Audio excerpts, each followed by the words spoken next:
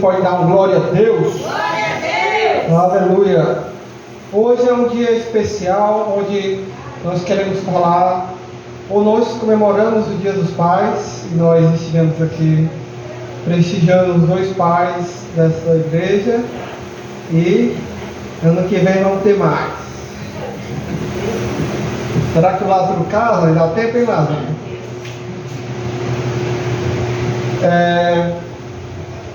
Quando a gente fala de paternidade ou sobre pais, eu queria até, antes do meu sogro estar partindo, mas dizer que ele é um exemplo de pai. Eu não conheço a sua filha, mas eu conheço a do meu sogro, e ele é definitivamente um exemplo para muitos pais aí que deixam a desejar. Mas eu quero falar de um pai ainda melhor do que o meu sogro é. Quero falar sobre o nosso pai, Deus. Aleluia! Opa! Abra a sua Bíblia no Evangelho segundo escreveu o apóstolo João. Estou só esperando que minha água de coco. Irmã Maria acha bom a água de coco, né, Irmã Maria? Evangelho segundo João.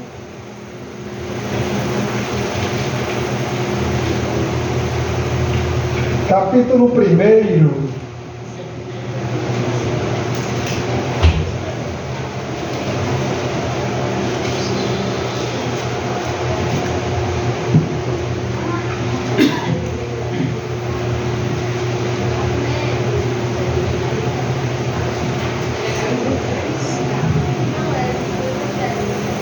Evangelho, quarto livro do Novo Testamento. Quem não está com a Bíblia precisa andar com Bíblia, tá? Eita glória, né? É 3 copos, que é para não ter perigo, né? É a roupa poderosa, né?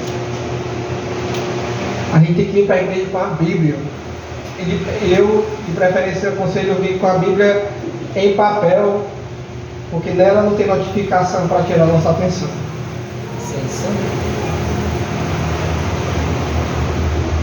E hoje eu quero falar sobre aquele que nos chamou para sermos filhos. Porque o que faz um pai é o fato dele ter filho. Hã? Eita glória, só uma Simone psicóloga comigo aqui. Ter filhos. E nós queremos falar sobre filhos de Deus. Acaba bonito esse vídeo, o cara chega aqui desse jeito, com essa roupa, bonitão, esse bigode. Quero ler 1 João 1, versículo 11. Todo o livro, deixa a sua Bíblia aberta, nós vamos ler muitos versículos hoje. João 1,11 diz o seguinte: Ele veio para o que era seu, mas os seus não o receberam. Verso 12: Contudo, os que o receberam, a saber, os que creram em seu nome, deu-lhes o poder de serem feitos filhos de Deus. Senhor Deus e Pai, eu te agradeço, Deus, pela tua palavra linda nesta noite. Eu sei que o Senhor é quem ministra em nossos corações e eu não tenho de mim mesmo nada a oferecer. Eu te peço que a tua graça seja abundante para que possamos ser tocados, edificados nesta palavra poderosa. Em nome de Jesus, amém. Irmãos, quando a gente fala de Deus como Pai, é importante ressaltar que o homem, ou qualquer homem, não é filho de Deus, né? O diabo, o papel dele é fazer o quê? Mentir. Então o que é que o diabo diz? Todos são filhos de Deus e está tudo bem. Mas o que a Bíblia ensina é que, assim como um cachorro, uma barata, o homem sem Cristo é apenas uma criatura de Deus. E o Senhor então né, foi traído por nós lá no Éden, quando Adão resolveu desconfiar da palavra de Deus. Ao fazer isso, ele rompeu com o Deus Santo e escolheu dar-lhe as costas. Tanto que nós sabemos que Deus todos os dias procurava Adão, e todos os dias Adão se relacionava com Deus. Só que chegou o dia em que Adão disse: não gosto mais desse pai, eu estou cansado dele, ele está mentindo para mim. Nesse dia, Deus veio como qualquer outro buscar Adão, e o que é que Adão fez? Se escondeu de Deus. E a partir desse dia, o homem e a descendência de Adão perdeu então essa proximidade de Deus e deixou de ser filho, passou a ser criatura. Diante disso, né, Deus foi traído, Deus foi desacreditado. Adão, nosso pai, né, se ele estiver no céu, você pode acertar as contas com ele quando chegar lá. Mas ele fez essa bagunça toda lá no início. Nós chegamos aqui tendo agora que nos arrepender dos pecados que herdamos, do pecado que herdamos de Adão. E então Deus poderia simplesmente deixar-nos a nossa própria sorte, que por sinal era má sorte. Mas o que nós vemos, e é até difícil, eu nunca, assim, eu ouço pouco as pessoas falarem isso, mas nós podemos dizer: Deus é humilde. Sim ou não? O Todo-Poderoso, o Santo, o Justo, o Leão da tribo de Judá, é humilde, né? Lá em Mateus 11, Jesus fala assim, verso 29: tomai sobre vós o meu jugo e aprendei de mim, que sou manso e humilde de coração. O que nós vemos é que, a despeito de nós termos ferido o caráter de Deus com as nossas culpas, Deus sendo correto nessa bagunça toda, foi Deus, na sua humildade, que veio nos procurar. Não fomos nós que buscamos a Deus. Não havia nenhum que buscasse a Deus. Mas Deus é quem, tendo sido ferido, não levou em conta os nossos pecados e nos buscou. Aleluia, igreja. Isso é maravilhoso. Porque nisso nós encontramos como Deus nos ama. Ele estaria sendo justo em nos abandonar, mas Ele foi misericordioso em nos procurar. E isto não só pelo fato de que Ele nos procurou, mas eu queria que você abrisse Romanos no capítulo 5 e no verso 8, que Deus não sequer esperou que eu, que você nos arrependêssemos. Como é, igreja? Como é você buscar se aproximar de alguém que te feriu, quando essa pessoa continua te ferindo? Isso não faz muito sentido na nossa cabeça. Mas lá em Romanos 5,8 fala que Deus nos ama, e não só que Deus nos ama, mas fala como é que Ele prova que Ele nos ama. E Ele diz assim a palavra do Senhor, Romanos 5,8: mas Deus dá a prova do seu amor para conosco, em que, quando ainda éramos pecadores, Jesus morreu por nós. Deus prova, como Deus prova que te ama? Quando Ele morre, quando tu ainda é pecador. Isto é maravilhoso, porque se Ele fosse esperar nós nos corrigirmos para então nos amar, então não seria amor. Porque o amor é quando a pessoa não merece ser amada. Quando alguém te faz algo bom, que tu retribui com bondade, tu não fez nada demais. Tu fez o básico. Tu não é melhor que ninguém por isso. Sabe quando nós nos assemelhamos a Deus?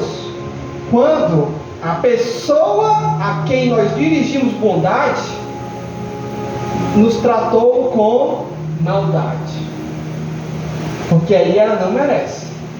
Mas assim como nós não merecíamos, e Deus foi bom conosco, assim agora nós olhamos as pessoas que não merecem maldade e vamos reproduzir o que aprendemos com Deus. E nisto nós mostramos que entendemos o que Deus fez por nós. Amém, igreja? Vocês estão entendendo? Está fácil de acompanhar. Então a prova do amor, e a prova do amor em especial de Deus, é que Ele ama quando o objeto do seu amor não era amável. E você é chamado a entender isso. Nós vamos ver que ser filho de Deus, como nós agora somos, implica automaticamente em nós nos parecermos com Ele. Glória. Aleluia. Lá em casa tem um bicho. Qual é o nome do bicho? Quem sabe? Gato, né? Deve ser gato. Vocês? É o gato. Qual o nome? Eu nunca fui lá não, mas eu... Mas acertou, é o gato. As pessoas nunca fui gato. Quem sabe, tirando quem é da família aqui, quem sabe o nome do gato lá de casa? Gato. É gato? É o Tonico. É o gato mais bonito que tem. É o único gato que foi para a veterinária que ela fica postando o vídeo dele lá, no story do Instagram. Só posta foto de outras coisas, mas gato só o Tonico. É lindo. Tem um aninho e pouquinho, tá lá, né? E a gente vive dias em que muitas pessoas, principalmente na falta de filhos, olha para um gato, olha para o cachorro e chama de quê? Filhinho, meu filhinho. Aí diz assim pro outro, não, eu não tenho filho não, mas eu sou pai de pet. É brincadeira, né? Sabe por que o Tonico não é o meu filho? Com todo respeito ao Tonico, que tem os seus méritos, o Tonico não parece comigo. O Tonico é peludo, cinza, tem 4 patas e um rabão. E você não tem? Eu não tenho um rabo. Você? Eu não sou peludo nem cinza. Tonico não parece comigo e nunca vai ser meu filho. E se eu tivesse um menino lá em casa louro, albino, dos olhos azul, cabelo liso, depois de adulto, que quando ele realmente para de mudar, 2,20 metros, vocês acham que era meu filho? O negócio é ficar feio, olha pra Karina. Por quê? Porque o filho se parece com o pai. De igual forma, nós, se quisermos ser identificados como filhos de Deus, temos que parecer com Ele, falar como Ele fala, agir como Ele age. Aleluia, glória a Deus. Deus não tem filhos rebeldes. É a obediência que nos caracteriza como filhos de Deus. A obediência à sua palavra, andar nos seus caminhos, ouvir a sua voz, sentar à sua mesa, conhecer o seu coração, amar e ser amados, porque nós fomos feitos para sermos assim, a imagem e semelhança do Pai. Aleluia. Irmãos, é interessante entender que quando Deus nos busca, Ele mostra como Ele nos ama. E assim, às vezes é difícil entender como Deus nos ama. Como, sabe, a pessoa que conhece tudo, a pessoa toda poderosa, grande, majestoso, que conhece o amanhã, segunda-feira, da mesma forma que conheceu o sábado que acabou de passar, que já sabe que no final nós seremos vitoriosos. Mas às vezes a gente nesse exercício de tentar entender como Deus nos ama, como Ele olha para a gente não entende que mesmo sendo assim tão poderoso, Ele consegue definitivamente sentir a nossa dor, sabe? Sentir o nosso sofrimento. Você vai para o Novo Testamento, vai ler a história de Jesus, e fica muito claro quando Jesus é movido de tamanho sentimento ao ponto de ir às lágrimas. Jesus não chorou porque falaram mal dele. Jesus não chorou porque cuspiram nele, porque contaram mentiras sobre ele, porque olharam torto. Jesus desprezou essas coisas. Sabe quando Jesus chora? Quando aquela mulher que antes estava aos seus pés em adoração, Maria, desta vez se encontra, mas não por adoração, mas pela dor de ter perdido seu irmão Lázaro. E quando ele olha para ela, olha para aquelas pessoas chorando, e sabendo que Lázaro haveria de ser ressuscitado, ele ainda assim conseguiu se compadecer. Eu queria que você lesse comigo, né? Hebreus capítulo 4 e verso 15. Talvez um dos versos que mostra quão grande é o amor de Deus por nós é esse verso de João 11:35, que é só duas palavrinhas, um dos menores versos da Bíblia, para você decorar aí. Jesus chorou. E lá em Hebreus 4, verso 15, diz assim: porque nós não temos um sumo sacerdote que não possa compadecer-se das nossas fraquezas, porém temos um que, como nós, em tudo foi tentado, porém sem pecado. A palavra compadecer, aqui escrita em Hebreus, tem um significado de padecer com. O que eu quero dizer e trazer aqui neste momento é que Deus não somente sabe das tuas lutas, Deus não somente sabe dos teus sentimentos, Deus não somente sabe do que você tem passado no seu íntimo. Quando termina o culto, você vai para casa, deita, coloca a cabeça no travesseiro e tem aquele aperto no coração por alguma coisa e alguma questão.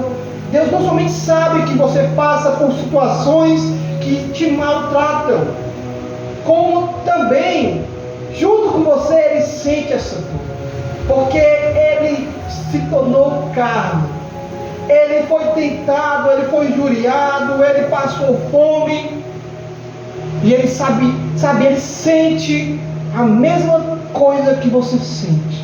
Ele padece com você, Ele se compadece da tua luta, da tua vida, dos teus, sabe, ele vê você no íntimo, e Ele se importa ao ponto de sentir a dor do teu coração.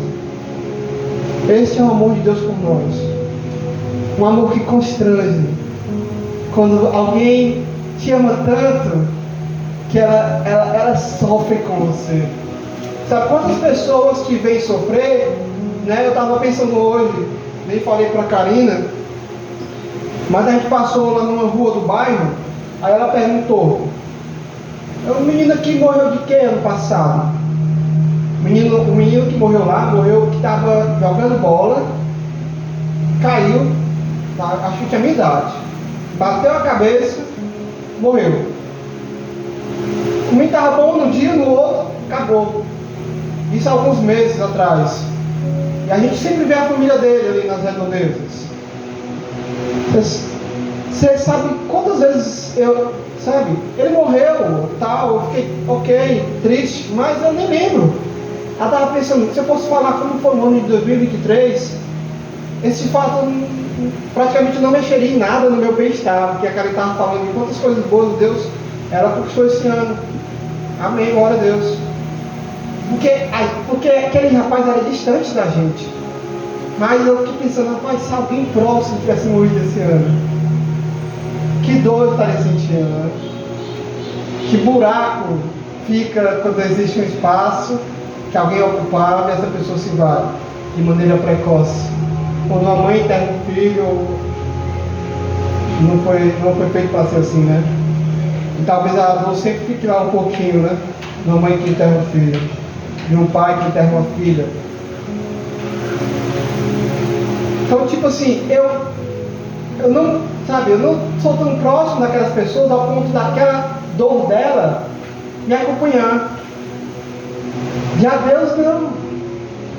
Deus está tão perto que Ele sente a dor de cada um dos seus filhos. Ele se importa. Isso definitivamente é algo que mexe com Ele. E esse é o amor de Deus, o amor de alguém que pode chorar. Sabe? É tipo, tu tem um filhinho de 5 anos que ele foi jogar bola e aí os amiguinhos disseram que ele era ruim, que não escolheram ele para jogar bola. Aí tu sabe que amanhã isso não vai influenciar na vida dele, mas você olha para ele e ele está tão triste e você se entristece por ele estar triste, sabendo que aquilo ali vai passar. Então o fato de tu saber que aquilo vai passar não te impede de sentir a tristeza do teu filho. Abre João 15, por favor. Lá no verso 16 explica muito bem como realmente foi Deus quem nos buscou primeiro. Ele fala lá, João 15, verso 16: Não fostes vós que me escolhestes, mas eu escolhi cada um de vocês.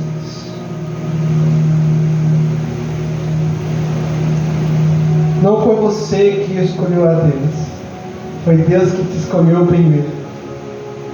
Sabe? É a primeira coisa que eu queria deixar nessa noite. Quando a gente leu lá em João, Ele veio para o que era seu.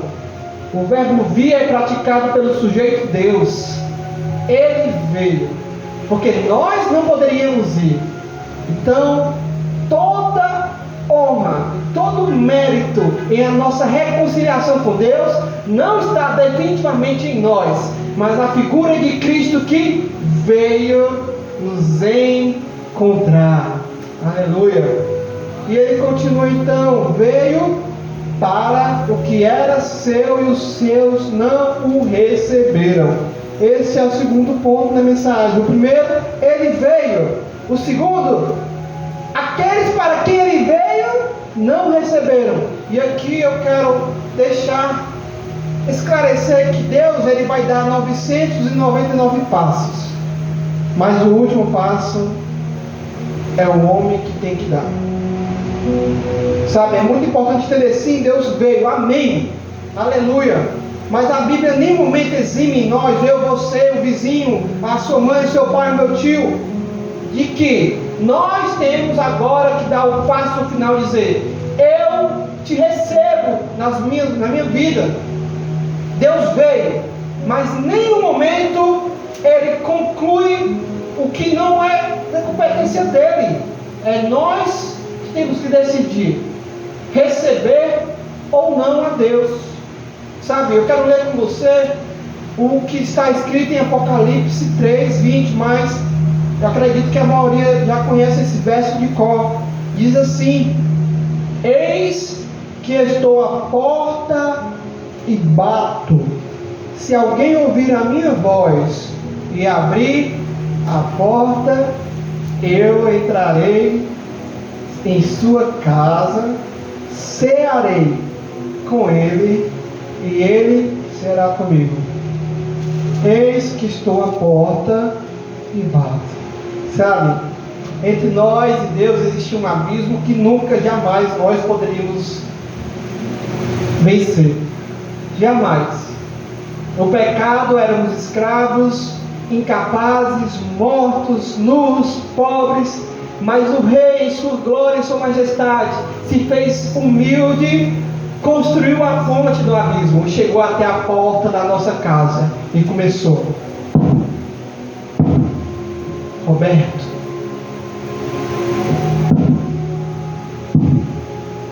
Roberto, estou aqui. Ele trilhou todo o caminho. Mas na hora que ele chegou na porta da minha casa, era só ele abrir a porta. E ele começa: abre a porta.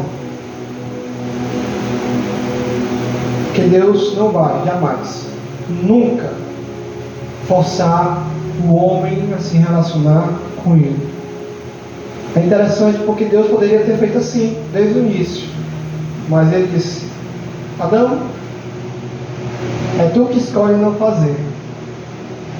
É tu que escolhe aparecer ou não quando eu te chamo. E continua sendo assim.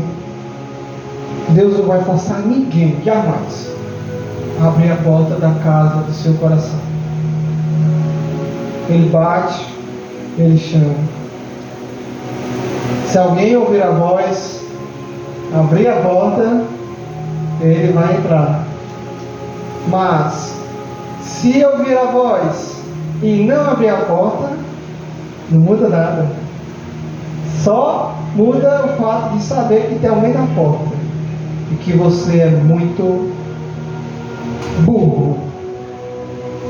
Porque Deus está na tua porta, tu sabe que Ele está chamando e tu fica teimando. Quantas pessoas não são assim? Sabe?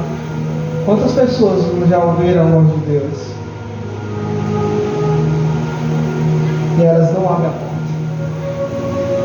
E Ele não vai arrombar. E às vezes a gente conhece essa pessoa e a gente quer meio que desgranar ela. Muda de vida. Deixa de ser a